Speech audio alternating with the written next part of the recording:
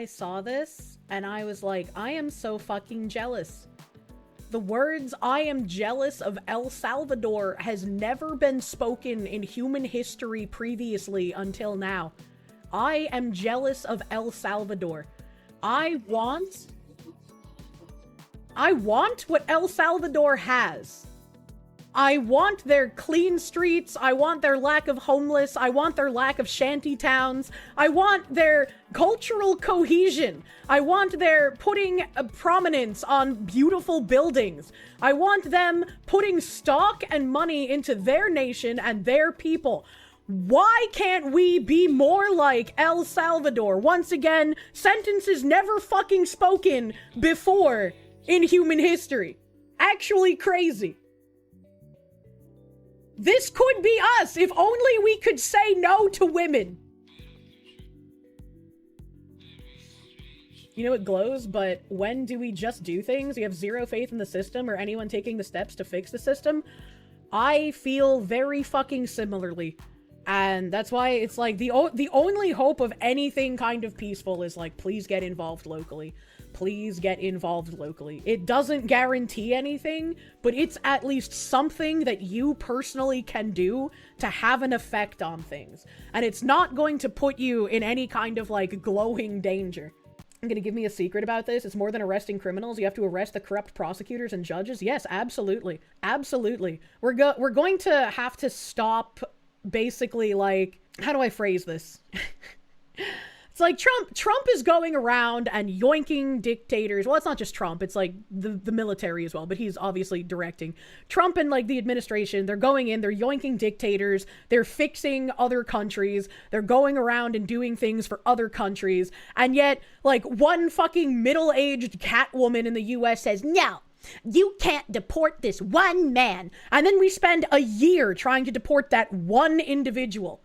No. Disbar the judge, deport the guy, start saying fucking no. You have to start doing these things. And you can't just start, oh, well, but what if the Democrats do it to us, but the Constitution? I'm kind of sick of people who want to see me destitute and dead trying to use the Constitution to beat me over the head. I just don't give a fuck anymore, Margaret, all right? If the Constitution is going to lead to us losing our country, fucking torch it, bro. Like, if it's not going to help us maintain America the way it was supposed to be, it has become a worthless document. If the Constitution says we must flood our country with foreigners and use the hard work of Americans to pay the foreigners to stay here, torch the Constitution. That, like, I'm fucking so fed up of that being used to browbeat people. I'm fucking done, bro. Kirsche, clean streets are literally Nazi Germany. But what if the Dems use it? Bro, they already have been using it. Where the fuck have these goobers been? Yeah, exactly. Spicy tank, and can't wait for the Gen X on Twitter to take it out of context and use it as the ammunition. You keep saying we need to set our principles down to destroy our enemies and then pick up principles back up for those who come after. Yes, exactly. And it's just like, even if that gets clipped, I've been saying the same fucking thing for years now. Except instead of saying the Constitution, I've been saying if your principles lead you to losing your ideals and your country and your life, then what fucking use were those principles? What did they do for you other than destroy you? Sometimes you can't give people the benefit of the doubt. If someone is saying, I have nothing but contempt for the things that you believe, but I will use it against you because I know you will do what I say, like, what else are you supposed to do? It's either lie down and let your principles destroy you or fucking do something about it. There's nothing in the Constitution that says anything about open borders, warfare, entitlements, etc. I know there's not. But they continuously try to use it in order to, like, fucking kneecap us into letting those things happen, right? Like, they've been using the 14th Amendment for birthright citizenship for how fucking long? And it's now being considered by the Supreme Court, and people are worried that the Supreme Court might uphold birthright citizenship for illegals who come here and shit out anchor babies? Are you kidding me? Are you kidding? If that's going to be the case, if they rule in favor of anchor babies, why would we follow that Constitution? A constitution of a country that says foreigners are allowed to take over your country is not something that's going to keep your country intact. It's taking crazy pills. Dear Dlivers, thank you for your continued support of Dlive. We regret to inform you that the Dlive platform will be ceasing operations. The top-up function, including subscriptions, has been discontinued, effective immediately. We kindly ask that you complete the following actions by April. Withdraw any remaining coins, cancel all active subscriptions, download any content stored on Dlive. We will continue to share updates regarding the platform's wind-down timeline to ensure you remain informed throughout this transition. All Dlive staff would like to once again thank you for your support throughout the years. Thank you for all the incredible memories, the streams, and your unwavering support over the years. We'll remember this for life. Sincerely, the Dlive team. And I was gonna say, that's really strange, because I just saw this today. We kindly ask that you complete the following actions by April. This was posted on April 7th, so that's impossible. Unless this is like ESL and they meant by May? So like by the last day of April? Because by April implies by April 1st. And we are past that. Good riddance, the owners got busted literally saying that they were only doing free speech and allowing the right to grow and intended to ban them all after growing. You know, it's very interesting that you say that, Swiftsword, because a lot of people try doing that.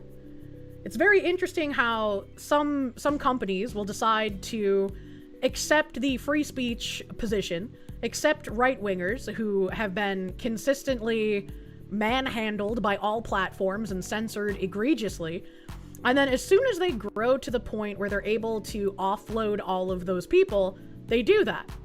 Which is why, when I was talking to the Othkai people, and they were like, oh, we're just a small little con right now, and, you know, when we get bigger, we can have more controversial people, and we're too small for that right now. I don't fucking believe you, you dumb cunt. I don't fucking believe you. Right-wingers for growth until they become a brand risk? I wonder what other companies have had right-wingers for growth until it became a brand risk. Dlive, oh, that's kind of sad. The 333k views, 456 likes. Damn, that's crazy. That's crazy. I didn't know anything about the people who owned it or how, I guess, they were planning on dropping right-wingers after right-wingers helped them grow. I used them to watch Riot streams. That was pretty much it. I saw this, and normally I just kind of like pass by these things. I don't bother reading them, much less bringing them up on stream. But this guy saying, this is rape, by the way, made me want to read it. So Reddit Lies posted a screenshot saying, nightmare fuel. And someone on r male to female posted, have I been clocked during sex? Hi everyone, I'm honestly on the verge of tears. This was my third date with someone I was liking a lot. The chemistry was phenomenal. This time we decided to have a nice meal at my place, and afterwards it developed into something physical. For clarification, I'm post-op trans woman. The thing is that it was all going great, and during it we changed to another position. It's true the lights were quite dimmed, but after we changed, his behavior changed almost immediately. Like he was out of it. Completely. When we ended, instead of cuddling or anything, we were having a chat, each on a side of the bed, but not being physical. Afterwards, he got dressed, quite rushed, and to my questions, did anything bother you or is everything okay? He said that nothing happened.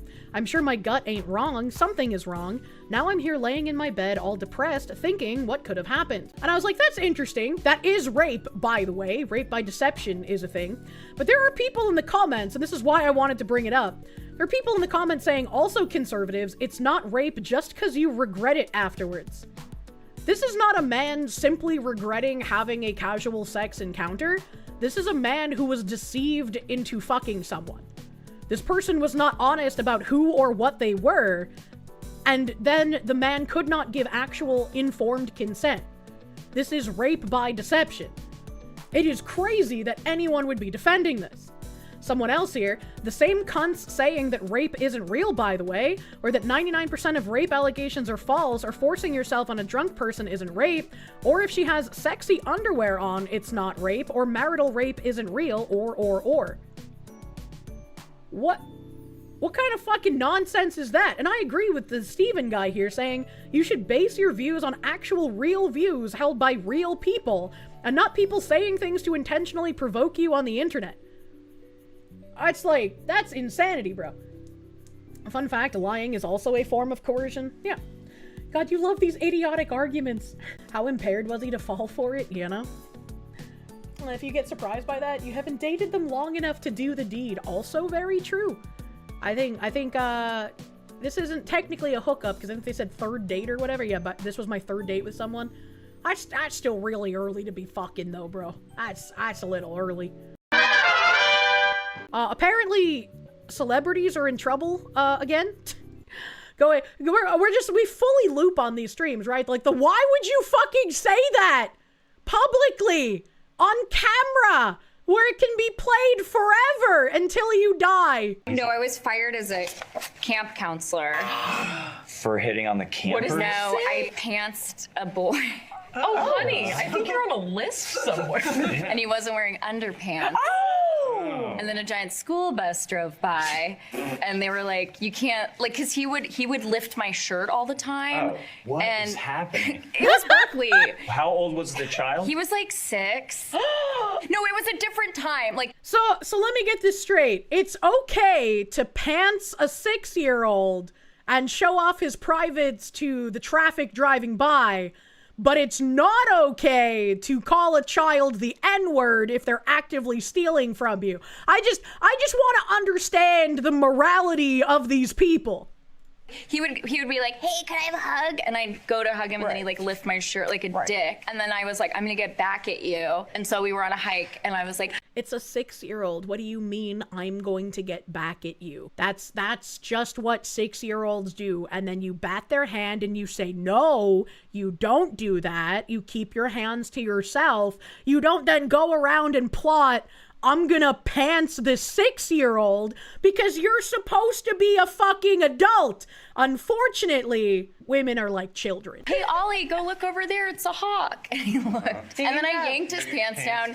He wasn't wearing underwear. His little ding-a-ling was out. And then these two twins were like, "Ollie, I didn't know you didn't wear underwear." And then I was fired. I don't even know if she had the rationalization when she said this out loud, like how bad it sounded. But, like, that is an insane thing to do to a 6-year-old. She should have a lot more happen than getting fired. I'm surprised she only got fired. How did she manage to get off with only getting fired and then tell this as, like, some quirky little haha funny story instead of understanding, yeah, that's really fucking bad, actually? This guy said, "Pulled a child's pants down, saw he wore no underwear, describes genitals as small." This is totally comedy, folks. Like, what are we doing? What are we doing here? We have New York City Mayor Zohran Mamdani unveiling a racial equity plan directing resources towards Black and brown New Yorkers across city agencies. Critics argue the policy raises concerns over race-based treatment. Here we go. Mamdani says white neighborhoods should pay higher property taxes. The price is white. So it's like, if anybody didn't see this coming, you're kind of retarded, first of all. Second of all, there should not be race-based policies. That's insanity. And while today's true cost of living measure confirms that the affordability crisis touches every corner of our city, why this lady just glued chicken tenders to her head? What the fuck kind of hair is this? We know that these effects are not applied evenly. So often, it is Black and brown New Yorkers who are hit the hardest.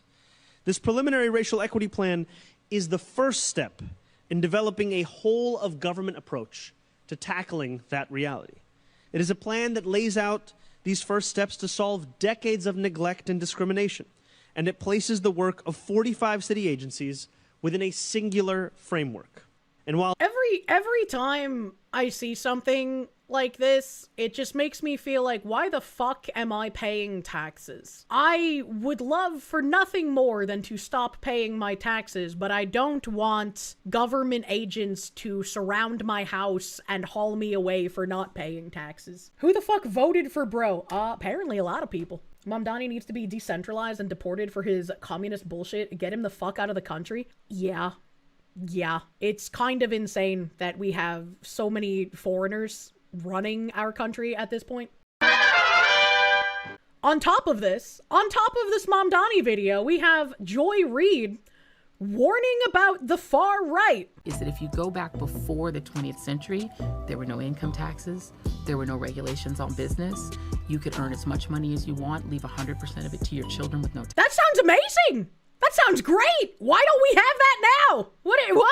taxes. Right. That's the world they want back. And yeah. to get it back, they need society to change. They need people to be less modern. They need people to want fewer things. Do you mean that we need people to stop leeching off of the teat of the American taxpayer? Cause yeah, that's what we need. How are you saying no income taxes and being able to leave all of the wealth you've amassed to your children is bad?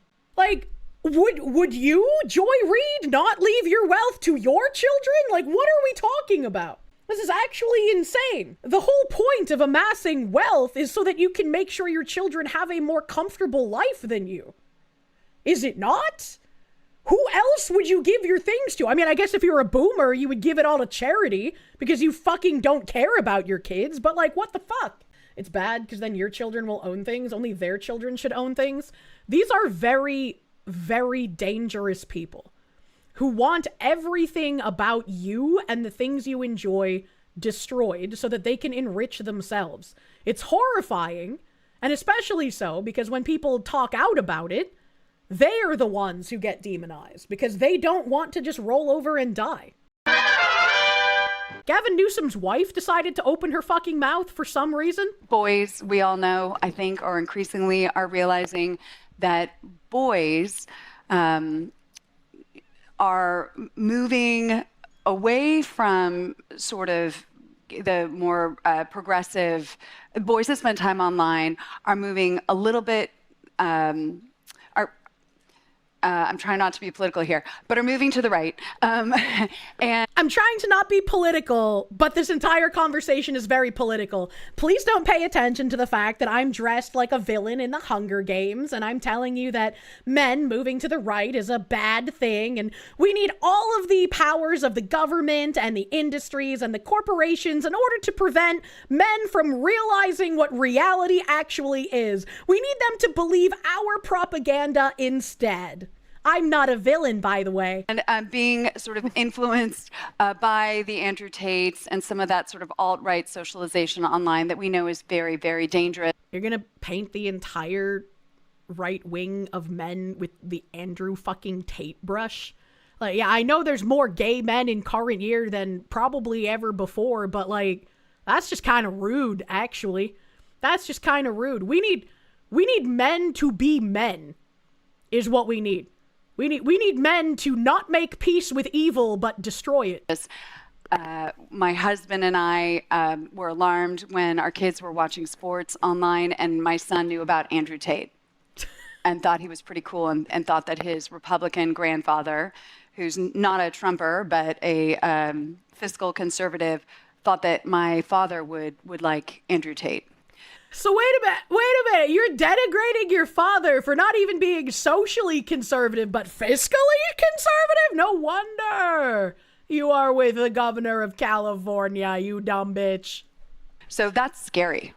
We're like one of the most progressive households, and our son is... That's scary. That's scary that he wants to be fiscally conservative. Like, oh my God. Confused and asking all these questions. We're working on legislation to hold tech companies accountable and help them be a force for good in our kids and families' lives, to really provide all the best in class resources and support for youth so that they don't go down this rabbit hole of very, very dangerous. So what you're saying is that you need specific re-education camps for men to make sure that they are sufficiently propagandized to ignore reality and believe your bullshit instead? That doesn't sound crazy at all. You don't sound like a communist weirdo at all. And limiting narratives around ultimately what it means to be a girl and what it means to be a boy. We owe it to them and ourselves to kind of heal this this gift of modern technology, but curb it to be a force for good. I mean, look, the Gov and I, we have 3 more years. We're trying to institutionalize our values so that... We're trying to institutionalize our values. Coming from a commie freak, that is horrifying. That they carry on beyond our term. Hey, Hey, remember all of that research into Bridge I've been doing where they said that, the DEI shit is just going to be part of everyone's everyday life? And if anyone's not on board, we got to figure out how to hide the DEI vegetable so they just don't even notice that they're absorbing the propaganda. Hey, remember that? Remember that? Remember how, nobody has talked about Bridge? Man, that's crazy. That's crazy.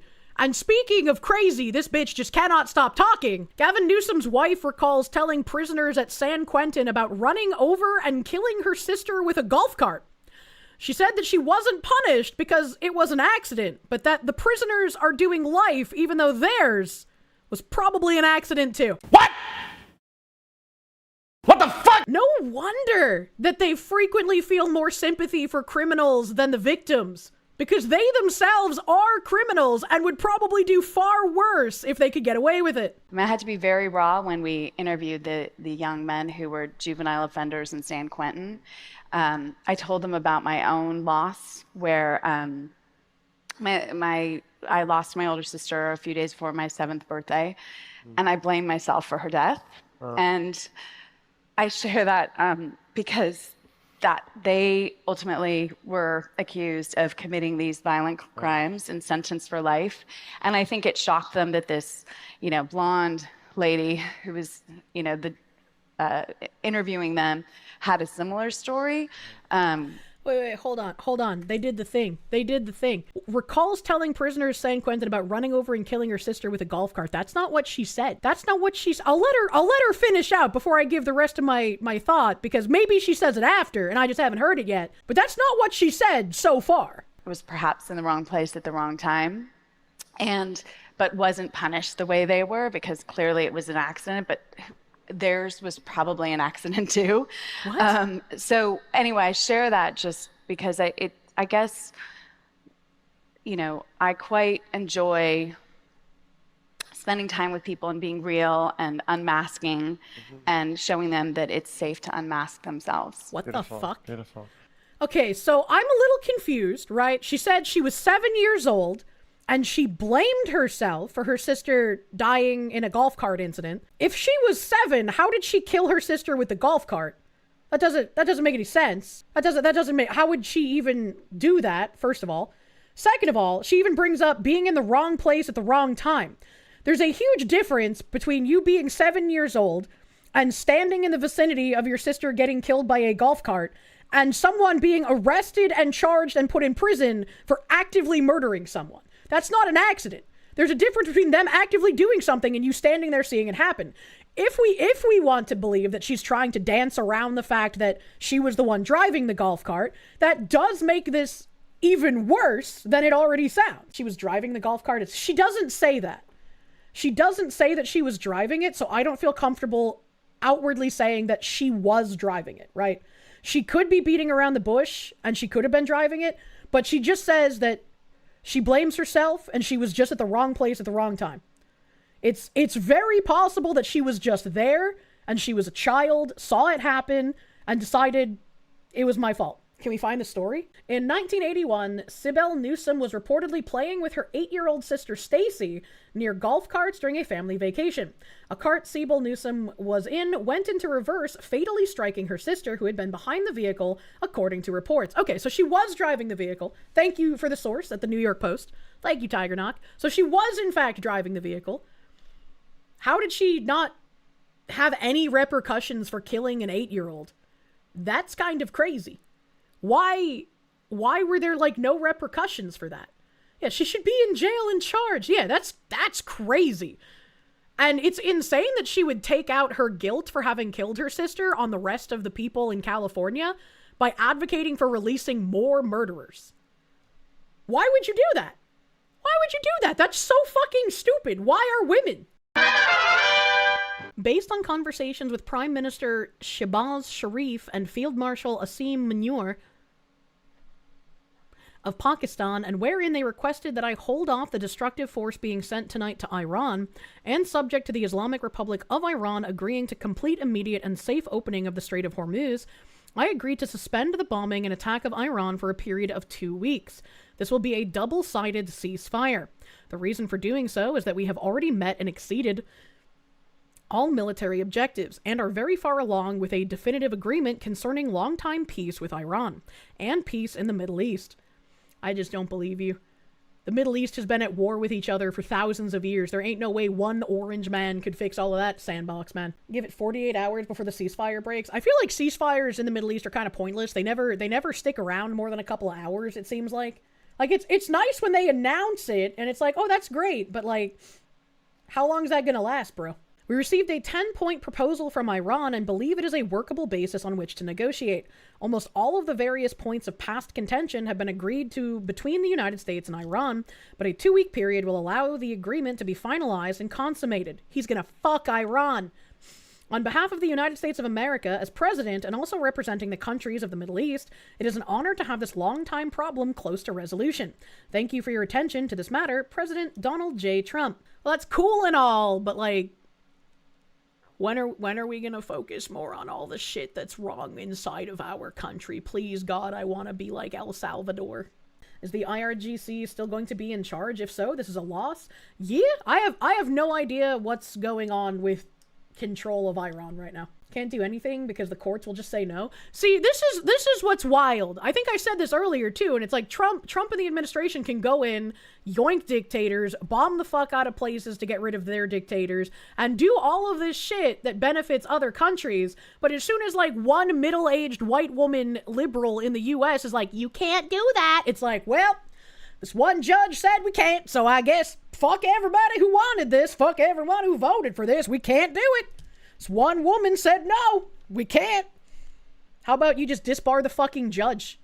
How about you fucking get it done anyways? Holy shit. He's agreeing to Iran's proposal, essentially surrendering. I have no idea. I don't care. I just don't want Americans going over there to die, is where I'm at.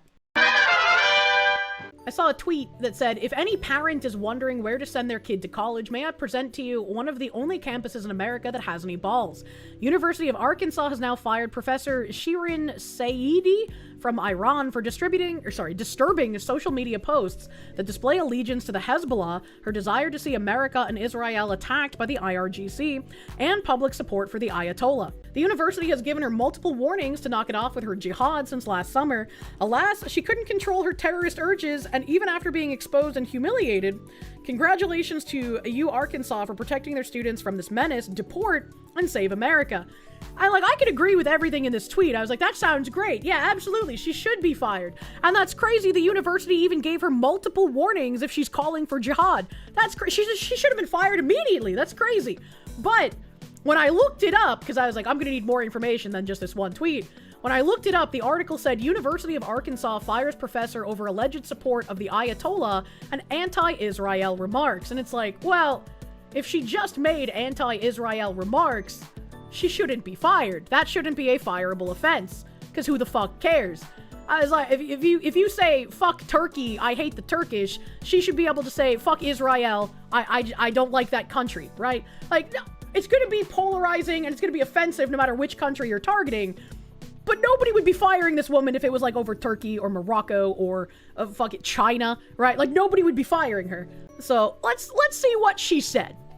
Dr. Shirin Saidi, former director of the University of Arkansas at Fayetteville Center for Middle East Studies, has officially been fired following alleged pro-Iranian regime stances and anti-Israel remarks. Can we just why was this foreigner here? Right? Why was she here as a director for the Center of Middle East Studies? Why is that something that you need at a university for a degree? Is it for like a history degree? Because that might make sense, but it's like this. When I read this sentence, it just sounds like a liberal arts degree to me. Like, it's just some fucking nonsense. Saidi was given a warning letter in July from the dean of the Fulbright College, Brian Rains, after she allegedly used the school's letterhead to campaign for the release of Hamid Nouri, who was convicted by a Swedish court in 2022 for ordering the execution of thousands of political prisoners at Gohardasht prison in 1988. I don't know what the fuck that is. But also, I'm surprised she was just given a warning letter. I'm kind of surprised because it's an easy degree. Well, like, right, when I see a degree like this and it's a foreigner who came here and is making terroristic comments, It just makes me feel like this is the kind of degree that you come here for in order to subvert us. It's not a real degree. It's not a real area of study. It's just something that people can use to come to the US and make an excuse for why they're here. Yeah, a scam degree. A scam degree. Saidi was suspended in December 2025 following posts on X in support of Palestine and former Ayatollah Ali Khamenei referencing in the letter sent to Saidi. Reins expressed that her post could be harmful to the university, especially its Israeli and Jewish students.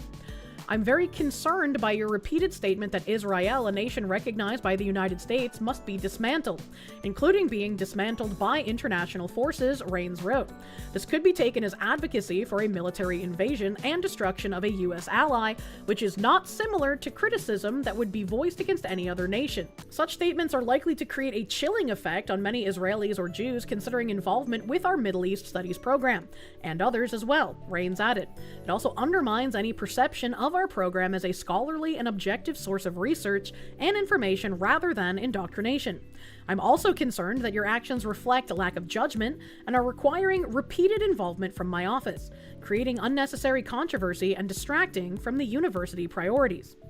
Saidi's X account is suspended and previous posts cannot be found. That's kind of crazy that whatever kind of rhetoric she was saying was wild enough to get her suspended from X. That's kind of crazy. Reins said that her actions could undercut any notion of diverse intellectual opportunity when it comes to one of the most important political issues in the Middle East. In February 2026, the University of Arkansas Faculty Committee on Appointment, Promotion, and Tenure voted unanimously to restore Saidi to her position as Associate Professor of Political Science at the university. Despite the unanimous vote on March 30th, U of A President Dr. J. Silveira overruled the unanimous decision, terminating Saidi effective immediately. Good. We need more people like Mr. Silveria here to actually do something. Now, I kind of wish they had included her comments. They just have the guy commenting on her comments, but I wish I could read them myself. In his written response, Silveria cited concerns that the university could lose funding as a result of Saidi's comments.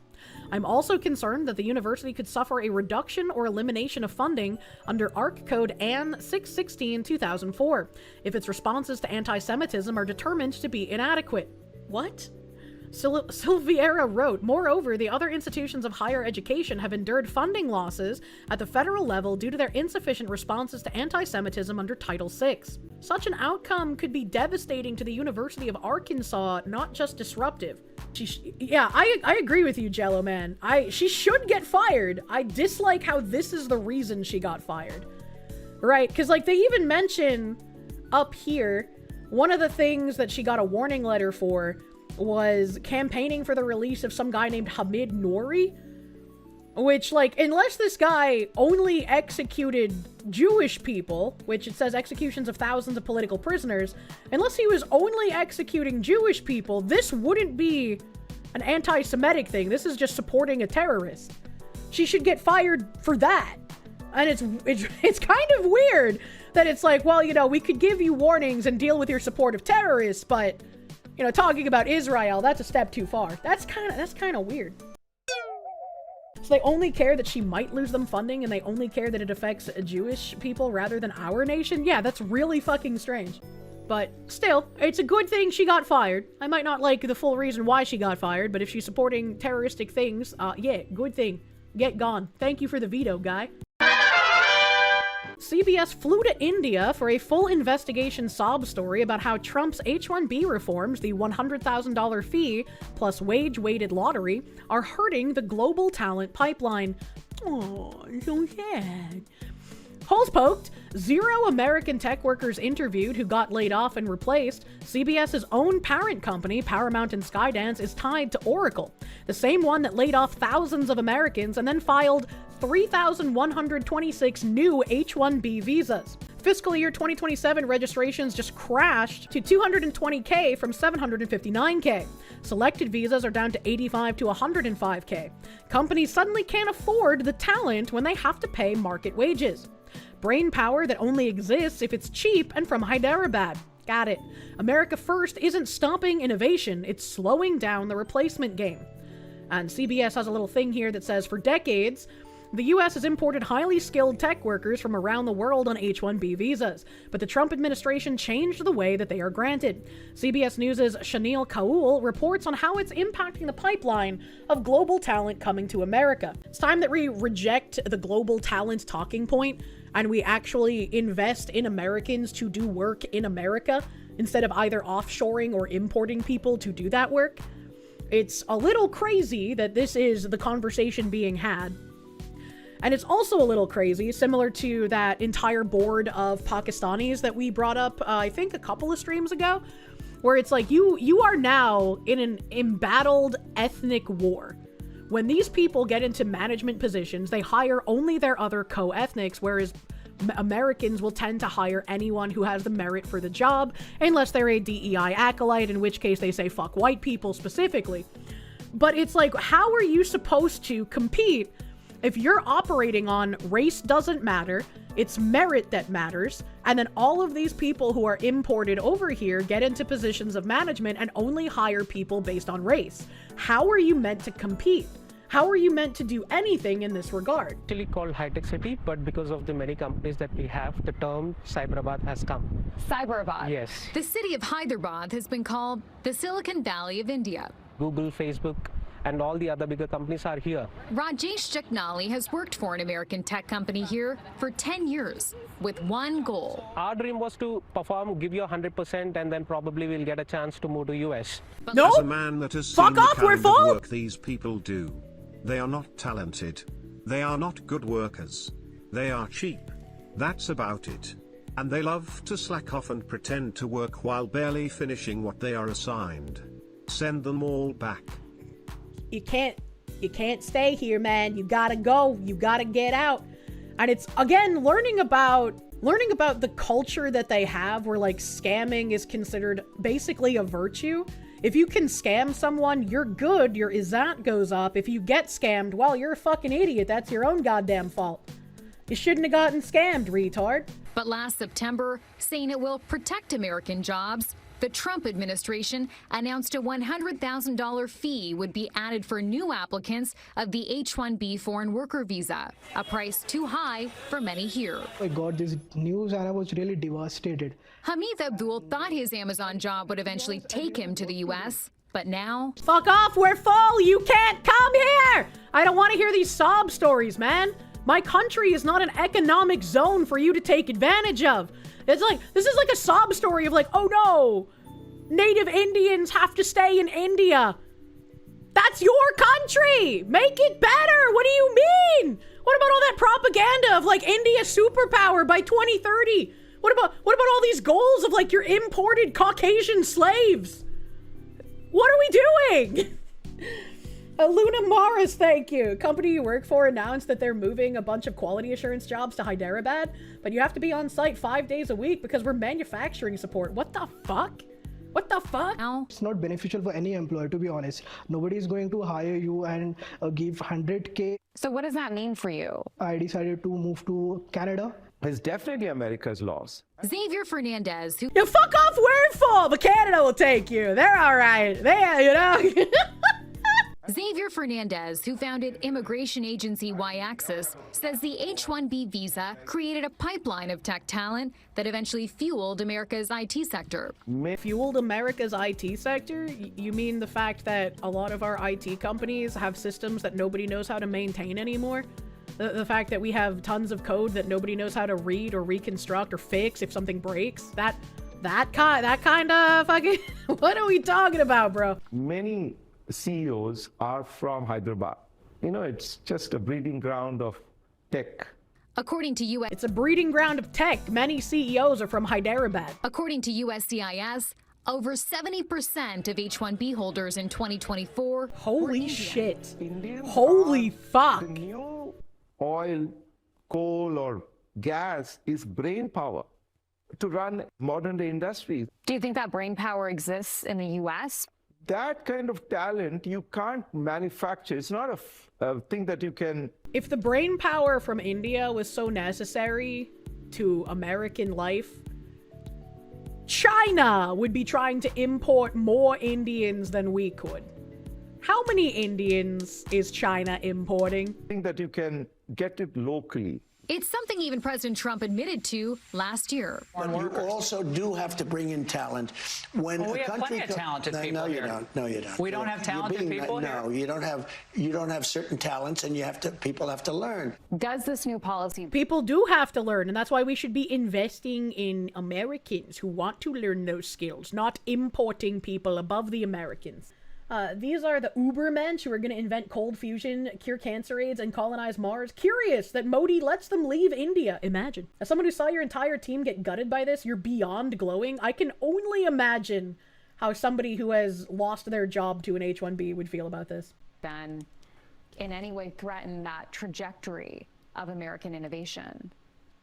Definitely. Many Indians will stay back and build India. It's an opportunity for Canada. Countries like Canada, China, and Australia now scrambling to lure skilled workers like Jaknali by making their... There is no way that China is scrambling to import Indians. I just don't believe you. China's already trying to colonize certain African nations. Like, holy shit. Remember when tech jobs actually paid well? I mean, I do think if you're an American in a tech job, it still does pay well depending on where you are, but it's like, it's not a golden goose anymore. Visa process easier. I'm currently applying to Australia. The process is pretty straightforward there. That would be funny if Australia has an easier immigration process than the US, considering how our system has been taken advantage of for so long. That's crazy. Shift in tech migration that may change the pace and face of American innovation. Chanel Call, CBS News, Hyderabad, India. So I thought this was a really funny setup that CBS was trying to like run some sort of defense for H-1B visas and making it sound like, oh no, it's such a terrible thing. These Indian nationals wanted to come to America and now they have to stay in India. What a travesty. They're going to try to go to Canada or Australia, anything to escape India. Feel bad for them. Kangman Lee quote retweeting this saying, Texas will be a land for Indians. How is this not treason? Inviting foreign invaders to pillage, loot, and drive out native Texans. That's crazy. As long as I'm governor of this great state, Texas will be a land for the Indian community, a land Texas will be a land for the Indian community, which is, no, Texas should be a land for Americans. If there are Indians who wanted to come here to integrate and become Americans, sure. But it seems like most of them do not. Most of them come here to enrich themselves, send remittances back to India. And it's just like, what are we doing? Why would we want to allow ethnic enclaves like that? That doesn't make sense. We will continue to celebrate Diwali here in the great state of Texas. Happy Diwali, everybody. Look at him in his shiny fucking jacket, dude. Such an ass.